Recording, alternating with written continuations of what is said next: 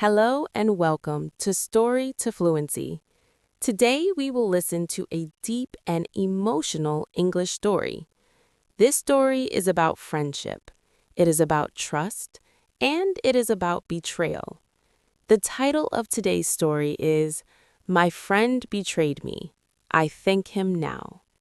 Please listen carefully, try to shadow my voice, and feel the story. The perfect friendship.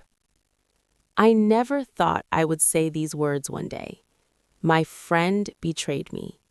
Because once, he was the person I trusted more than anyone else. His name was Daniel. We met when we were young, at a time when life felt simple and the future felt full of promise. I was not very confident back then. I was quiet. I thought too much. Daniel was the opposite. He spoke easily. People listened to him. He laughed loudly and lived freely. Somehow, we became close very fast. We spent long hours together. We talked about everything: our dreams, our fears, our failures. I told him things I had never told anyone before, and he listened. He never judged me. He always said, "I've got your back." Slowly, he stopped being just a friend.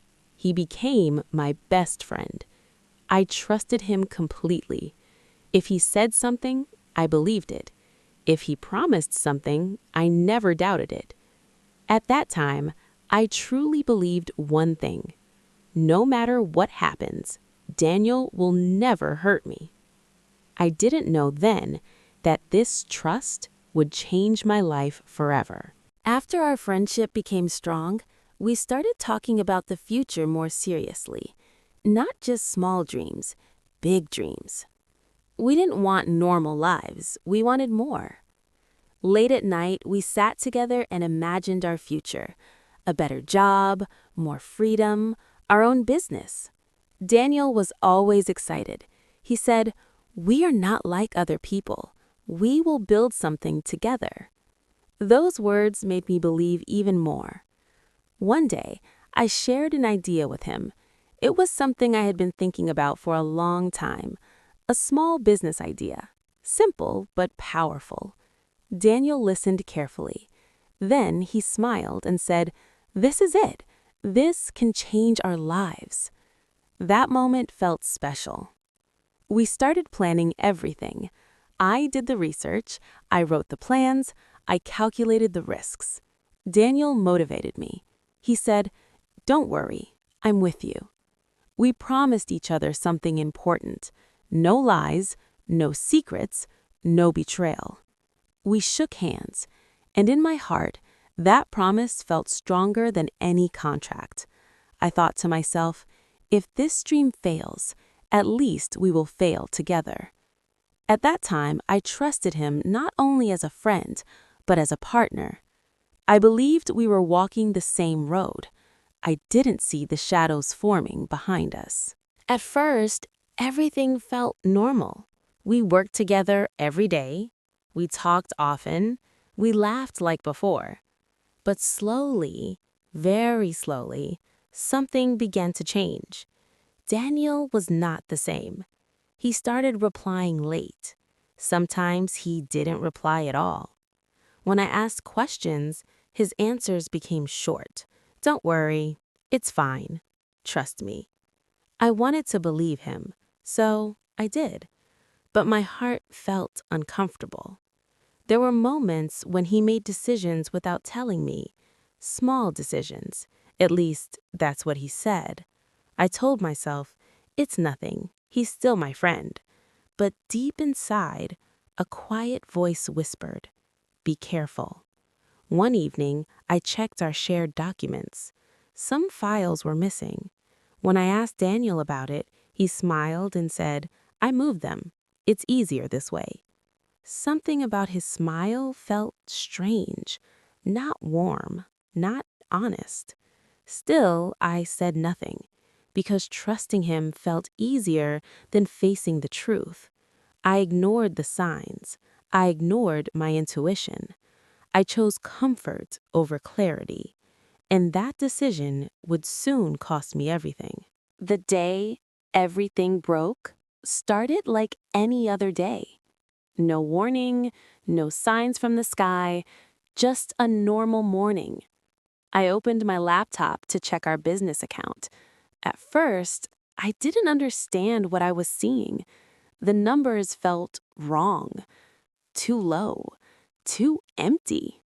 I refreshed the page again and again. My hands started shaking. Large amounts of money were gone. Not spent, not invested, gone. I called Daniel immediately. No answer. I sent a message. Nothing. Minutes felt like hours. Finally, he replied, "Let's talk later." Later? My heart was beating fast. My mind was screaming. I couldn't wait. That evening, we met face to face. I looked at him and asked quietly, "Daniel, what is happening?" He didn't look at me. The silence between us was heavy. Then he spoke. "I'm leaving the business." Those words hit me hard. Before I could speak, he continued, "I already talked to the clients. They're coming with me." For a moment, I couldn't breathe. My best friend had been planning this behind my back. All the promises, all the trust, gone. I felt something break inside me. Not the business, not the money, but my belief in people. That was the moment I realized the truth. The betrayal was complete. After that conversation, I walked home alone. The streets felt empty. The world felt quiet. But inside my head, everything was loud. Questions kept repeating. How could he do this? Why didn't I see it? Was our friendship a lie? That night, I didn't sleep. I stared at the ceiling and replayed every memory, every laugh, every promise. They all felt fake now. The next days were worse. The business fell apart quickly. Clients left, money was gone. People who once smiled at me stopped answering my calls. I felt embarrassed. I felt ashamed. I stopped going out. I stopped talking to people. Every morning I woke up with a heavy chest. Every night I fell asleep with regret. The betrayal didn't just hurt my heart, it destroyed my confidence. I began to doubt myself, my decisions, my judgment, my worth. I kept asking one painful question. How did I trust him so blindly? And the answer hurt more than the betrayal itself. After everything collapsed, silence filled my life. Not peaceful silence, heavy silence. I stayed in my room for days, sometimes weeks. I ignored calls. I avoided messages. I didn't want to explain anything to anyone because I didn't understand it myself. I looked in the mirror and didn't recognize the person I saw. The confidence was gone. The hope was gone. Only questions remained. I blamed myself every day. You were stupid. You trusted too easily. You should have known better. Those words became my daily conversation. At night, my mind refused to rest. I imagined different endings. What if I had said something earlier? What if I had checked more carefully?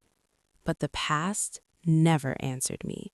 It only reminded me of my mistakes. I felt small. I felt weak. And for the first time in my life, I felt truly alone. This was my lowest point, and I didn't know how to escape it. One night, while sitting alone in the dark, I noticed something. The pain was still there, but I was tired of running from it. I asked myself a simple question. How long will I stay like this? No one answered, so I answered myself. That depends on me. That thought felt small, but powerful. For the first time in months, I stood up, not because I had hope, but because I was tired of feeling weak. I opened my notebook and wrote one sentence. I will not let this define me. It wasn't a big plan. It wasn't a perfect decision, but it was a start. I realized something important. Staying broken was also a choice, and that night I chose differently. I didn't forgive Daniel. Not yet. But I stopped blaming myself for everything. That moment was not the end of my pain, but it was the end of my surrender. The next morning, nothing had changed. The problems were still there. The pain was still there. But I was different. I started small, very small. I cleaned my room. I organized my thoughts. I made simple plans. I began learning again. New skills, new ideas, new ways to think. Some days I felt motivated. Other days I felt like quitting. And many times I failed. But this time I didn't stop. I learned to trust myself, not blindly, but honestly. I became more careful, more aware. The pain slowly turned into discipline. The betrayal turned into a lesson. Weeks passed, then months. I was no longer the same person who had been broken. I was becoming stronger, quietly, patiently, without anyone noticing. And that was enough. 2 years passed. Life didn't become perfect, but it became stable. One afternoon, I saw a familiar face in a cafe. It was Daniel. For a moment, time stopped. He looked different, older, tired, less confident. He noticed me and stood up slowly. "Can we talk?" he asked. I didn't answer immediately. Then I nodded. We sat in silence for a few seconds. Finally, he spoke. Things didn't work out. My business failed. He avoided my eyes. "I trusted the wrong people," he said quietly. I listened. Strangely, I felt calm. No anger, no shaking hands, just clarity. Then he said the words I never thought I needed to hear. "I'm sorry." I looked at him and realized something surprising. I had already moved on, not because he apologized, but because I had grown. After that meeting, I walked home slowly, not because I was tired, but because my mind was clear. For a long time, I believed Daniel destroyed my life. But now I saw the truth. He didn't destroy it, he changed it. If the betrayal had never happened, I would still be the same person, too trusting, too dependent, too afraid to stand alone. The pain forced me to grow. It taught me boundaries. It taught me awareness. It taught me self-respect. I realized something important. Not everyone who walks with you is meant to stay with you. Some people come to teach you lessons, and when the lesson is complete, they leave. This understanding didn't make the past disappear, but it changed its meaning. And that changed everything. For a long time, I thought forgiveness meant forgetting. I was wrong. Forgiveness means understanding. I don't trust Daniel anymore. I don't want him back in my life, but I also don't carry anger, because anger keeps you tied to the past, and I no longer live there. When I look back now, I see two versions of myself, the man before the betrayal and the man after it. The first one was kind but weak. The second one is still kind but strong. That strength came from pain, from disappointment, from loss. So yes, my friend betrayed me, but that betrayal forced me to become better, more aware, more independent. And for that reason, I can finally say this honestly. I thank him now. If you are listening to this story and thinking about someone who hurt you, I want you to remember one thing. Pain does not come to destroy you. Pain comes to change you. Right now, it may feel unfair. It may feel too heavy. But one day, you will look back and understand why it happened. Not everything that breaks you is your enemy.